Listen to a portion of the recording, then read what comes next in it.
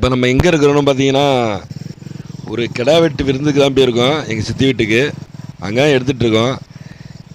இந்த பாருங்க ஆற்றை கிராஸ் பண்ணி தான் இந்த ஊருக்கு போகணும்.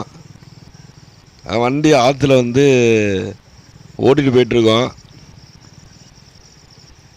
இது வந்து கொடமூர்த்தி ஆறு திருவையாறுகிட்ட இருக்குது. இந்த ஆறு பக்கத்தில் பாருங்கள் என் தம்பி வந்து ஆட்டை பிடிச்சி இழுத்துட்டு வந்துட்டுருக்காப்புல. இந்த ஆறு தான் வெட்ட போகிறாங்க. அது ஒரு முனியாண்டவர் கோயில். அது இந்த ஆடு வந்து ஒரு 4 வருஷம் ஆடு தான். ஆனால் நல்லா ஒரு முரட்டு கிடாது. கிட்டக்க போனோன்னா பயங்கரமாக முட்டி போடும். எல்லோரும் பிடிச்சி கொண்டு வர முடியாது. பாருங்கள் கிட்டக்க காமிக்கிறேன் பாருங்கள். இங்கே பாருங்கள் எப்படி இருக்குது பாருங்கள்.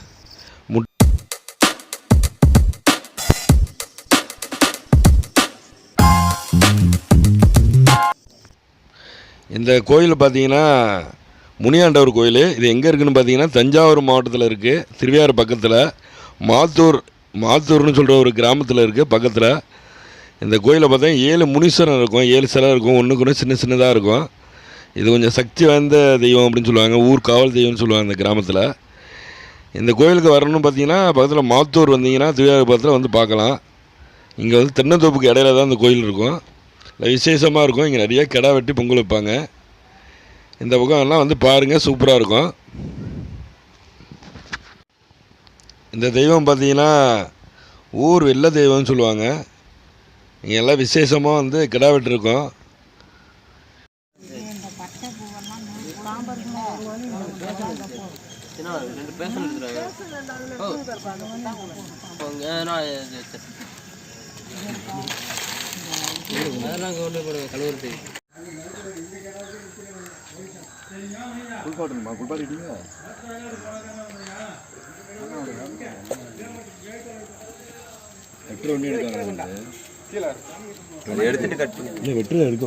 எடுக்கக்கூடாது.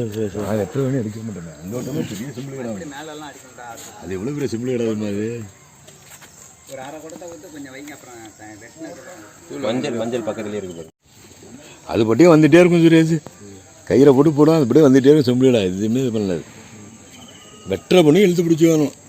ஏன்னா அது பெருசாக இருக்கும்ல. வெட்ட கொஞ்சம் சிரமமாக இருக்கும். துங்கிற விடால தலை. அதனால் தொங்கலால் இழுத்து விட்டுருவாங்க. அதில் இழுத்துருவாங்க. வெட்டுறவனும் டக்குன்னு தலையை பிடிச்சி துண்டா எடுத்துட்டு விடுவாங்க.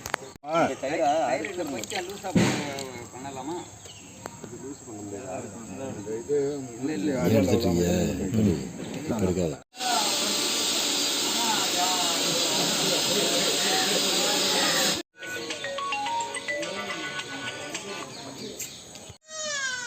இங்கே பார்த்தீங்கன்னா இந்த வேண்டிய கிடாவை கொண்டாந்து இங்கே சாமிக்கு முன்னாடி வெட்டுவாங்க. அதுக்கப்புறம் அதே கிடாவை அங்கேயே உரித்து அங்கேயே வந்து சமைச்சு இங்கே அவங்களுக்கு சொந்தாரங்கள்லாம் கூப்பிட்டு இங்கேயே பரிமாறுவாங்க. பரிமாறி எல்லாம் சாப்பிட்டுட்டு போவாங்க. இது மாதிரி வருஷம் எல்லாம் செய்வாங்க. வந்து இந்த இடத்துல பார்த்தீங்கன்னா சாமி வந்து 7 முனீஸ்வரன்லாம் ஒரு முனீஸ்வரனுக்கும் ஒரு பேர் வச்சுருப்பாங்க. குழந்தை முனி, செம்முனி அப்படின்னு நிறைய பேர் இருக்கும் சாமிக்கு. இந்த கோயில் வந்து நல்லா ரொம்ப வருஷத்து பழமையான கோயில். இதுக்கு இப்போ தான் கும்பாபிஷேகம் நடந்துருக்கு இந்த கோயிலுக்கு. அதுக்கப்புறம் பார்த்திங்கன்னா இங்கே எல்லாம் பந்தி போட்டு இங்கேயே வந்து சாப்பாடு போடுவாங்க. சாப்பிட்டு இந்த சாப்பாடுலாம் யாரும் எடுத்துகிட்டு போக மாட்டாங்க. இங்கேயே சாப்பிட்ருவாங்க. சாப்பிட்டு முடிச்சுட்டு அப்புறம் கிடிச்சிட்டு தான் போவாங்க. இப்போ நாங்களும் சாப்பிடாம வந்துருக்கோம். சாப்பிட்டு பிடிச்சிட்டு தான் போகணும்.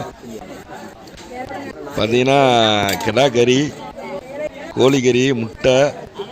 சாமிக்கு வந்து சாராயம்லாம் வைப்பாங்க. எல்லாம் இங்கே விசேஷமாக இருக்குது. இங்கே படையல் போடுறது எல்லாம் போட்டுக்கிட்டு முடிச்சுட்டு தான் இங்கே மக்கள் வந்து போவாங்க. இங்கே பாருங்கள் எப்படி இருக்குன்னு. ஒரு முனீஸ்வரனுக்கும் உயரம் கம்மியாக இருக்குது பாருங்கள். ஒன்று பெருசாக இருக்கும், அதுக்கு வர சின்னதாக இருக்கும். எல்லா முனீஸ்வரனுக்கும் தமிழ்ந்து வேல் வச்சுருப்பாங்க. இந்த கடைசியில் இருக்கிறது பார்த்திங்கன்னா ஜடாமுனி, அதுக்கப்புறம் குழந்தை முனி, செம்முனி அப்படின்னு நிறையா பேர் இருக்கும் இந்த சாமிக்கு. இதுக்கு ஒரு இது இருக்குது. இந்த சாமி என்னன்னா கொஞ்சம் காலத்துக்கு முன்னாடி கட்டாமல் இருந்திருக்கு. அதுக்கப்புறம் வந்து அவங்கள போய் ரொம்ப இது பண்ணி தொல்லை பண்ணி கட்ட சொல்லியிருக்கு அப்படின்னு அதுக்கு ஒரு வரலாறே இருக்குது இந்த கோயிலுக்கு. இன்னொரு வீடியோவில் எடுத்து போடுற அந்த வரலாறுலாம் சூப்பராக இருக்கும்.